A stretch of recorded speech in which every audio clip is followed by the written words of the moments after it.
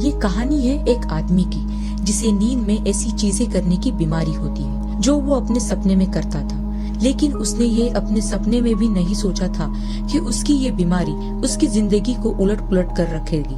हुनसू और सुजीन एक कपल है। दोनों जब रात में सो जाते हैं तब सुजीन जाग जाती है और देखती है कि उसका पति बेड पर बैठे बैठे बड़बड़ा रहा है। वो कहता है, अंदर कोई है। सुजीन उससे पूछती है, क्या हुआ? तभी उसका पति अचानक से सो जाता है। सुजीन समझ जाती है कि वो नींद में बातें कर रहा था, लेकिन तभी अचानक दरवाजा बंद होने की आवाज आती है। सुजीन घबराकर उसे उठाने की कोशिश करती है, लेकिन हुनसू गहरी नींद में सो जाता है। अब सुजीन खुद हिम्मत जुटाकर रूम के बाहर जाती है। तभी वापस दरवाजे की आवाज आती है। उसी वक्त हमें ये भी पता चलता है कि सुजीन प्रेग्नेंट है।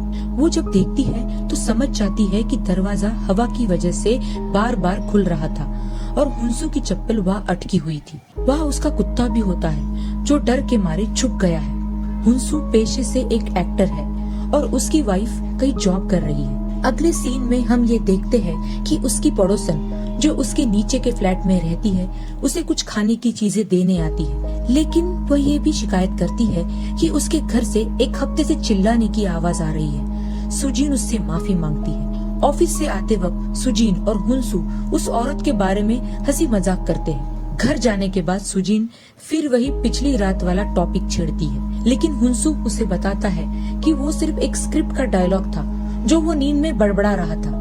हुनसू पेशे से एक एक्टर है, लेकिन उसे ज्यादा बड़े रोल नहीं मिलते, लेकिन सुजीन के हिसाब से वो एक बढ़िया एक्टर है। सुजीन और हुनसू सोने जाते हैं। तब सुजीन मजाक में उसके गाल पर हल्का सा चाटा मारती है। अब हुनसू नींद में ही अपना गाल बुरी तरह से खुजाने लगता है। सुजीन उसे रोकती है और दोनों सो जाते हैं। दूसरे दिन जब सुजीन उठती है तो ये देखती है कि उसके पति का गाल बुरी तरह से खुजाया हुआ है, जिससे खून भी निकल रहा है। कोई भी आदमी इतनी बुरी तरह से नींद में अपना गाल नहीं खुजा सकता। ये सब देखकर सुजीन बहुत परेशान हो जाती है। उसे ये भी दिखता है कि उसके कुत्ते के पैरों के निशान थे जो डर के मारे बेड के नीचे छुप गया था। सुजीन ऑफिस में बैठी थी और बैठे बैठे वो नींद में चलने की बीमारी के बारे में थोड़ी रिसर्च करती है। घर आने के बाद उसे पता चलता है कि उसके पति का रोल चला गया है, क्योंकि उसके गाल पर जो खरोचे थी वे मेकअप से मिटाई नहीं जा सकती थी। हुनसू के मन में अपनी एक्टिंग का करियर छोड़ने का ख्याल भी आता है, लेकिन सुजीन उसे मोटिवेट करती है और कहती है, हम दोनों मिलकर इस मुसीबत का सामना करेंगे। अब तीसरी रात सुजीन अपने पति के हाथों में हैंड ग्लव्स पहना देती है ताकि वो खुद को चोट न पहुंचा सके। वो लैपटॉप पर अपना काम कर रही होती है। तभी वो देखती है कि उसका पति रूम से उठकर बाहर चला गया है और फ्रिज खोलकर कच्चा मांस खा रहा है। उसके बाद वो कच्चा अंडा और कच्ची मछली भी खा जाता है। सुजीन उसे रोकने की कोशिश करती है, लेकिन ये सब देखकर उसे उल्टी आ जाती है। ये सब देखकर सुजीन शॉक हो जाती है और समझ जाती है कि ये सिर्फ नींद की बीमारी नहीं है, कुछ और भी है। इसी वक्त अचानक हुनसू खिड़की से कूदने की कोशिश करता है, लेकिन खुशकिस्मती से सुजीन बिना देरी किए अपनी पूरी ताकत लगाकर उसे गिरने से बचा लेती है। सुजीन उसे जबरदस्ती अस्पताल जाने के लिए कहती है। अगले दिन सुजीन उसकी गैलरी में ग्रिल लगवा देती है ताकि कोई हादसा ना हो सके। तभी हम सुजीन की माँ को देखते हैं जो उसे किसी तांत्रिक का कार्ड देती है। सुजीन की माँ पुराने ख्यालों वाली होती है, इसलिए इन बातों पर बहुत विश्वास रखती है। हुनसू अब हॉस्पिटल में भर्ती हो चुका है और डॉक्टर कुछ डिवाइसेस लगाकर उसका टेस्ट करते हैं। डॉक्टर बताता है कि उसे रेम स्लिप डिसऑर्डर है और कहता है कि जो हम सपने में करते हैं वो सारी चीजें हम असल में भी करने की कोशिश करते हैं, जैसे कि गाल खुजाना, फिर से खाना खाना आदि। डॉक्टर की सलाह पर वो दोनों अपने घर को अच्छे से सुरक्षित करते हैं ताकि हुनसू नींद में कुछ गलत न कर बैठे। डॉक्टर उसे रात को 10 बजे से पहले सोने की सलाह देता है, जिसकी वजह से उसके बहुत सारे नाइट शूट भी कैंसिल हो जाते हैं। अगले दिन सुजीन अपने कुत्ते पेपर को खाना देने के लिए ढूंढती है, लेकिन उससे नहीं दिखता। तब वो डर के मारे फ्रिज खोलती है और उसे एक भयंकर नजारा दिखता है। उसके कुत्ते को मारकर फ्रिज में रखा गया था। हम ये सब समझ सकते हैं कि ये सब हुनसू का ही काम था। फिर अगला सीन कुछ दिन बाद का है, जब सुजीन की डिलीवरी हो जाती है। सुजीन की माँ हुनसू की बीमारी को लेकर बहुत चिंता करती है और उसे डाइवोर्स देने की सलाह देती है, लेकिन सुजीन नहीं मानती। हुनसू अपने बच्चे और बीवी को सेफ रखने के लिए बाजू में एक होटल ढूंढता है और सुजीन को कहता है कि वो वही सोएगा। लेकिन सुजिन मना कर देती है और कहती है इस मुसीबत का सामना हम दोनों साथ में करेंगे। सुजिन दरवाजे पर घंटी लगा देती है ताकि अगर हुंसू कमरे से बाहर जाए तो उसे पता चल सके। साथ ही वो उसके लिए एक स्लीपिंग बैग भी खरीदती है जिससे वह सोने के बाद आसानी से बाहर न निकल सके। अब हुंसू एक मामी की तरह दिखने लगता है। जब सुजिन घर वापस आती है तो उसे अपने बच्चे की बहुत टेंशन होती है क्योंकि उसे डर था कि कहीं हुंसू नींद में उठकर उसे कुछ कर ना दे जैसे उसने कुत्ते के साथ किया था। सुजिन अब बाथरूम में रात गुजारने का फैसला करती है। थोड़ी देर बाद बाथरूम का दरवाजा बजने लगता है लेकिन फिर भी सुजिन दरवाजा नहीं खोलती। बच्चा डर के मारे रोने लगता है। कुछ देर बाद जब सब कुछ शांत हो जाता है तब सुजिन बाथरूम का दरवाजा अंदर से खोलती है। बाहर देखती है तो हुंसू वही खड़ा होकर पेशाब कर रहा होता है। हुंसू गूगल पर एक रिसर्च करता है और डॉक्टर से एक खास दवाई रिकमेंड करने के लिए कहता है, लेकिन डॉक्टर कहता है ये लास्ट ऑप्शन है, अगर बाकी दवाइयाँ काम नहीं करेगी तभी हम ये सब दवा देंगे। जब डॉक्टर कहता है कि ट्रीटमेंट में बहुत टाइम लग सकता है और यह भी तय नहीं है कि कितना वक्त लगेगा तो सुजिन को गुस्सा आ जाता है और वो मेडिसिन की डब्बी डॉक्टर के सिर पर फेंक मारती है। पिछली रात वो बाथटब में सोई थी और उसकी वजह से वो बहुत फ्रस्ट्रेट हो चुकी थी। अगले दिन जब पड़ोसन सुजिन से मिलती है तो वो हुंसू से अलग होने की सलाह देती है। रात में हुंसू अपनी कार में सो जाता है लेकिन थोड़ी देर बाद सुजिन वहाँ आती है और उसे घर आने के लिए कहती है। अब सुरक्षा बढ़ाने के लिए सुजिन बेडरूम के दरवाजे पर ताला लगा देती है ताकि हुंसू बेडरूम के बाहर न निकल सके। अगले दिन सुजिन की माँ एक तांत्रिक को घर लेकर आती है। वो तांत्रिक औरत पूरे घर में अपने तरीके से भूत ढूंढने की कोशिश करती है। वो कहती है नींद में हम लोग कमजोर होते हैं और तभी भूत शरीर में प्रवेश कर जाते हैं। ये बात हुंसू को हजम नहीं होती और उसे बहुत अनकंफर्टेबल महसूस होने लगता है। तांत्रिक सुजिन से पूछती है, क्या तुम्हारा कोई पुराना आशिक था जिसका तुमने दिल तोड़ा हो? अगर उसकी मौत हो चुकी हो तो वो तुम्हारे पति को परेशान कर रहा होगा। फिर वो तांत्रिक औरत अजीब अंदाज में कहती है, अब यहाँ कुत्ते नहीं भौंकेंगे, बच्चे नहीं रोएंगे, अब मुझे सुकून से सोने दो। अब सुजिन उन लोगों के बारे में पता लगाना शुरू कर देती है जो कभी उसके बॉयफ्रेंड रह चुके थे, लेकिन उसे ऐसा कोई नहीं मिलता जिसकी मौत हो चुकी हो। अब उसे विश्वास होने लगता है कि तांत्रिक सही कह रही होगी। हुंसू को सिर्फ नींद की बीमारी नहीं है बल्कि कुछ और बड़ी समस्या भी है। घर में कुछ पैरानॉर्मल एक्टिविटी हो रही थी। सुजीन को तब उस आदमी की याद आती है जो उसके नीचे रहता था और जो हमेशा कुत्ते के भौंकने की शिकायत करता था। अब सुजैन उसके पड़ोसन के घर जाती है जहाँ वो बूढ़ा आदमी रहता था। बातों बातों में उसे पता चलता है कि वो बूढ़ा आदमी उसकी पड़ोसन का पिता था और अब वो मर चुका था। फिर वो अपने पड़ोसन से उसके पिता का नाम पूछती है ताकि वो तांत्रिक को बता सके। पड़ोसन बताती है, मेरे पिता बहुत गुस्से और जिद्दी थे।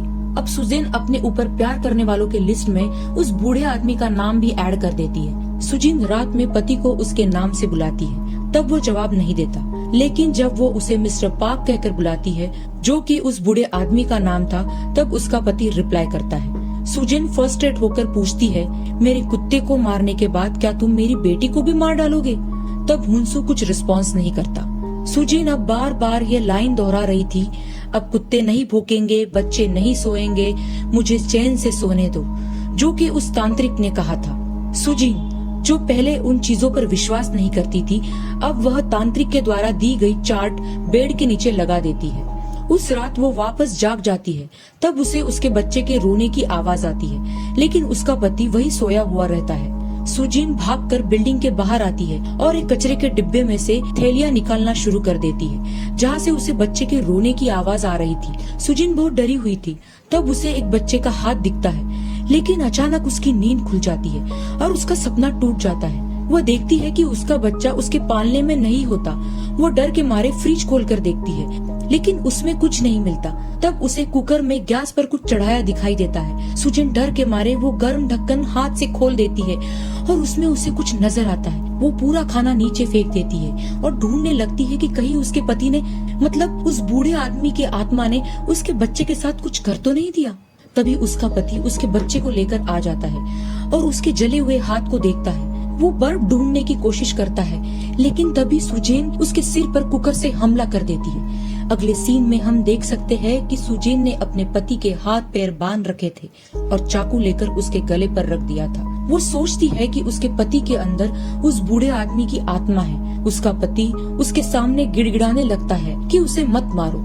सुजीन सोचती है कि उस बूढ़े आदमी की आत्मा उसके साथ शारीरिक संबंध बनाना चाहती है, लेकिन बाद में सुजीन उसके पति को छोड़ देती है। अगले दिन हम देखते हैं कि हुंसू हॉस्पिटल में एडमिट रहता है। डॉक्टर उसकी रिपोर्ट को देखता है और बताता है अब तुम पूरी तरह से नॉर्मल हो, और उसे डिस्चार्ज दे देता है। हुंसू अब एक अस्पताल में जाता है जहां वो अपनी बीवी को ढूंढ रहा था। वो सुजीन की माँ को फोन करता है और एक रात संभालने के लिए अपनी बेटी को उन्हें दे देता है। जब हुंसू घर आता है तो देखता है कि घर की सारी दीवारों पर कागज चिपकाए हुए हैं जो उसे तांत्रिक ने दिए थे। सुजीन घर में ही थी। वो प्रोजेक्टर चालू कर देती है और बताती है कि उसने कुछ एनालाइज किया है। हुंसू कहता है मैं पूरी तरह से ठीक हो चुका हूँ, लेकिन सुजीन मानने के लिए तैयार ही नहीं होती। वो बताती है जब वो बूढ़ा आदमी मर गया था उसके 10 दिन बाद हुंसू को ये प्रॉब्लम आना शुरू हुई है। वो कहती है अगर 10 दिन तक किसी की आत्मा स्वर्ग या नर्क में नहीं जाती तो वो भटकती रहती है और लोगों को परेशान करती है। सुजीन पूरा हिसाब और तारीखें उसके सामने रख देती है,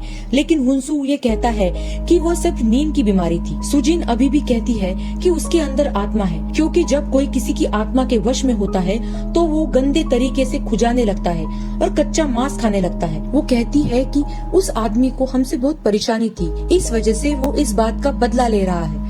हुंसू कहता है मालूम नहीं वो आत्मा है या सिर्फ बीमारी, लेकिन मैं अब ठीक हो चुका हूँ। अब सुजीन उसे उसकी अगली स्लाइड दिखाती है जिसमें वो देखती है कि हुंसू जमीन पर बिना कपड़ों के सोया हुआ है और तांत्रिक एक्सोर्सिज्म कर रही है। सुजीन कहती है 49 दिन का काला जादू किया गया था जिसकी वजह से तुम्हें तकलीफ नहीं हुई, लेकिन आज 50वां दिन है और तुम्हें वो प्रॉब्लम वापस आ सकती है। उसके शरीर पर एक लाइन लिखी हुई थी जिसकी वजह से वे सभी सेफ थे। वो कहती है कि आज वो सुरक्षा हट सकती है और उस बूढ़े की आत्मा वापस हुंसू के अंदर आ सकती है। वो फ्रस्ट्रेशन में चिल्लाकर कहती है उस बूढ़े की आत्मा जिंदगी भर मेरा पीछा करेगी क्योंकि वो मुझे चाहता है। सुजीन गुस्से में लकड़ी की प्लेट जिस पर मोटिवेशनल कोट लिखा था आईने पर फेंक मारती है ताकि हुंसू समझ सके कि उसे उसकी बात सुननी पड़ेगी। वो अभी भी उसकी मदद करने की कोशिश कर रही। अब हुंसू रुक जाता है। घड़ी में 11:15 बज रहे होते हैं। सुजीन लाइट बंद कर देती है और उसके सामने बैठ जाती है। अब सुजीन यही सोच रही थी कि उसके पति के शरीर में उस बूढ़े आदमी की आत्मा आ चुकी है। वो उसे फ्रिज खोलने के लिए कहती है। जब हुंसू फ्रिज खोलता है तो उसे अंदर पड़ोसी का कुत्ता नजर आता है। हुंसू को उल्टी आ जाती है, लेकिन जब वो टॉयलेट में जाता है तो देखता है कि उसकी पड़ोसन का मुंह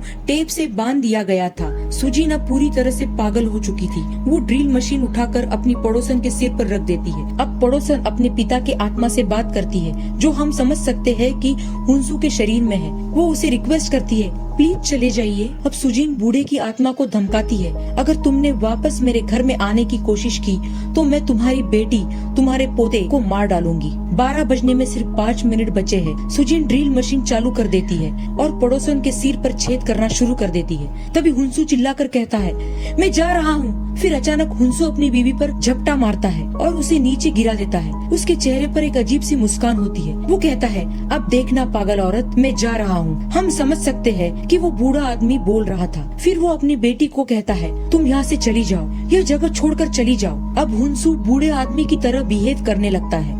वो अपने कपड़े झाड़ते हुए खिड़की की तरफ बढ़ता है और खिड़की खोल देता है और फिर वो उसी जगह जमीन पर गिर जाता है। यह सीन देखकर हम समझ सकते हैं कि हुंसू के शरीर में जो आत्मा थी वो अब चली गई है। हुंसू कहता है वो चला गया, वो सच में चला गया, अब सब कुछ ठीक हो गया है। सुजीन अपने पति को गले लगा लेती है। लेकिन दोस्तों इस क्लाइमैक्स की 2 पॉसिबिलिटीज हो सकती है। पहली ये कि हुंसू ने बूढ़े आदमी की एक्टिंग की और सुजीन को यह महसूस करा दिया कि उसके अंदर भूत था या आत्मा थी और अब वो चला गया है। दूसरी पॉसिबिलिटी सच में बूढ़े आदमी की आत्मा हुंसू और सुजीन को सता रही थी। अब आप बताइए आपको कौन सी संभावना सही लगती है।